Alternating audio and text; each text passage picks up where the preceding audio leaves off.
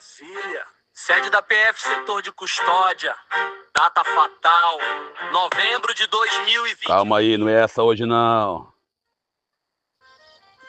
Caríssimos e caríssimas, obrigado a vocês pela sua presença, pela sua audiência. Eu sou o Daniel Nonato.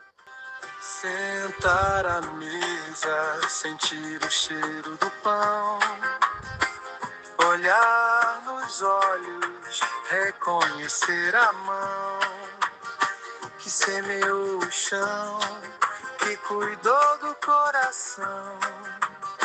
Na dança da vida somos todos mãos na mão. O vento traz histórias, sussurros do chão, o canto da terra. Muito bem, meu povo e minha pova. Alguém me perguntou outro dia quantos irmãos eu tenho. Eu tenho 6 irmãos e 4 irmãs. Pessoal, como que é isso? Papai e mamãe tiveram 10 filhos, eu sou o 7º. Mas isso aí é um detalhe particular. Então hoje é o aniversário do meu irmão mais velho, primogênito. O caríssimo irmão está fazendo aniversário hoje, passou dos 60, graças a Deus. E a gente reza hoje também o evangelho de Lucas, capítulo 21, versículo 29 ao 33. Mas a gente hoje quer lamentar. Lamentar por quê? A disputa do ego político, a disputa do poder pelo poder, as ideologias da direita ou da esquerda, não interessa aqui agora, minha crítica vai ser ampla, ela destrói algumas coisas do povo. Ontem foi votado, né, no Congresso Nacional a lei, né, sobre questão ambiental, a lei da devastação. Lula fez os vetos, e infelizmente os vetos foram derrubados. Há quem celebre isso, tá vendo, o governo perdendo. Sim, há quem celebre essas coisas e acha que isso é bonito porque o PT perdeu. Senhores, não foi o PT que perdeu. Não foi o Lula que perdeu. Quem perdeu foi o meio ambiente. Quem perdeu foi o país. Quem perdeu foi o povo. E alguém fala, mas tem nada a ver isso aí, o meio ambiente é coisa de babaca. Meus senhores, se não tiver o meio ambiente, você está morto. Eu quero ver você viver sem oxigênio. E você vai vendo aí como nós hoje sofremos essas ondas de calores, essas ondas que acontecem de vez em quando, ou muita chuva, ou muito sol, graças à nossa omissão durante tempos, sobretudo nos últimos séculos, com o meio ambiente. A gente acha que a coisa é infinita, mas não é infinita. Tudo tem um fim, só Deus não tem fim. Então ontem, com a derrubada desse veto, nós caminhamos a passos largos para entrarmos no país onde, quando você for vender um produto para um país de primeiro mundo, embora não concorra de primeiro, segundo e terceiro no mundo, eles vão perguntar quais são as leis ambientais do Brasil. Ou seja, também vai influir na economia. E ver que a economia brasileira ela está ferindo, né, princípios que nós assinamos, tratados da França, agora a COP30, ou seja, a gente começa a se dar mal. Mas parece que para alguns loucos, e a palavra louco eu não vou retirar, porque não tem como, o que importa é que a derrota do PT na Câmara, a derrota do governo Lula na Câmara.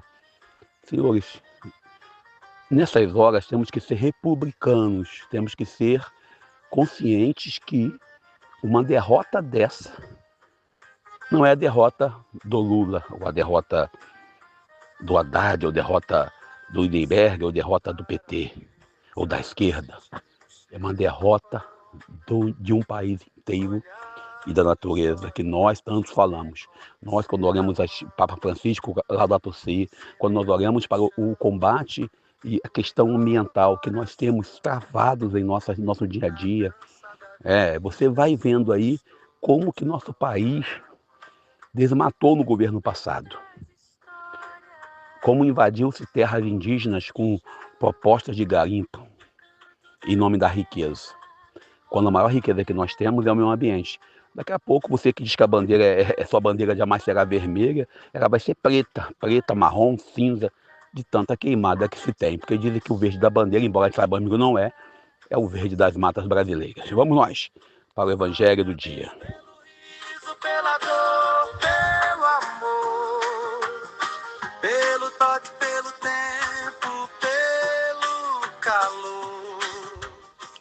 Toda vez que eu entro no evangelho desse de hoje, né, o Lucas capítulo 21, 29 a 33, eu me lembro lá do Apocalipse. E nós gostamos de ler o Apocalipse, todos nós. Quando a gente começa a ler, já disse essa semana eu disse, é o único livro sagrado que você tem, que o pessoal quer ler, ele lê logo o final. Mas todo mundo lê o Apocalipse. E aí não entende nada, porque o Apocalipse é uma carta. E aí a pessoa vai. Mas uma das partes que aparece no Apocalipse é essa questão de ser o alfa e o ômega, o princípio e o fim, o eterno. E aí Jesus hoje ele traz para a gente essa parábola da figueira. Primeiro ele fala sobre a questão de observar. O cristão ele tem que ser mais observador. Por isso, vós também, quando vides acontecer essas coisas, ficais sabendo que o reino de Deus está perto. Aí quando alguém fala, tem uma guerra lá na Ucrânia, 4 anos atrás. Todo mundo, agora vai ser o fim. Tem a guerra na Palestina, agora vai ser o fim. E nós vivemos falando que agora vai ser o fim.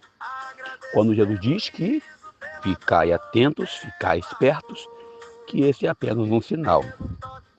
Sabe, senhores, Jesus quando coloca aqui que a palavra dele não vai passar, é porque Deus habita o eterno.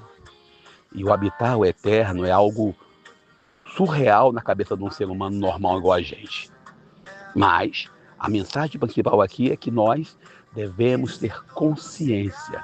E hoje, falando da lei da devastação que passou no Congresso, Jesus manda olhar a figueira e outras árvores, ver o broto, que o verão está próximo. Daqui a pouco não vai ter mais broto para a gente olhar. Daqui a pouco não vai ter mais o que a gente olhar na natureza, porque devagarzinho, as coisas vão acontecendo e nós vamos nos omitindo em nossa obrigação. E Jesus hoje, quando manda observar, ele manda observar para entender que é preciso esperar. Nós, às vezes, temos no contexto bíblico, teológico, né, quando falamos de Abraão, quando deixou aparecer Abraão, lá no capítulo 12 de Gênesis, tu vai ser pai de um grande povo.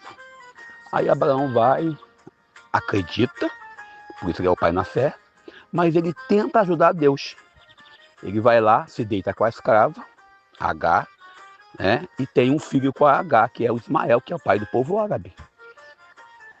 E aí, quando nós tentamos ajudar a Deus, nós atrapalhamos o plano de Deus.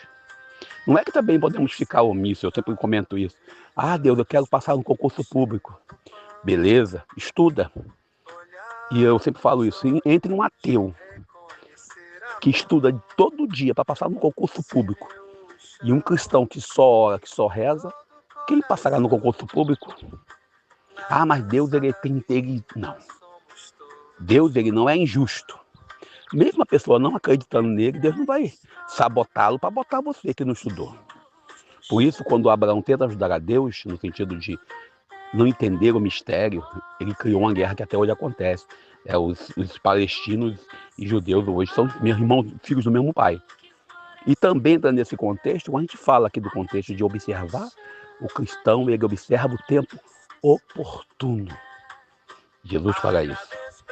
Nós devemos saber que o reino de Deus está próximo. E precisamos reconhecer isso. E saber esperar, ter paciência. Não se entristecer ou ficar aborrecido com as demoras de Deus. Abraão não soube esperar a demora de Deus. Depois Deus atendeu ele, deu o filho dele, Isaac. Mas mesmo assim ele tentou ajudar e fez o que dá. Então nós devemos entender isso. Deus, ele não é homem para mentir, como diz o Salmo. Nem tampouco ele promete e não cumpre. E vamos nós. Amanhã estaremos lá no 31 de AC para o encontro dos veteranos. Eu sou Daniel Nonato. No simples partilhar, a alma se alimenta.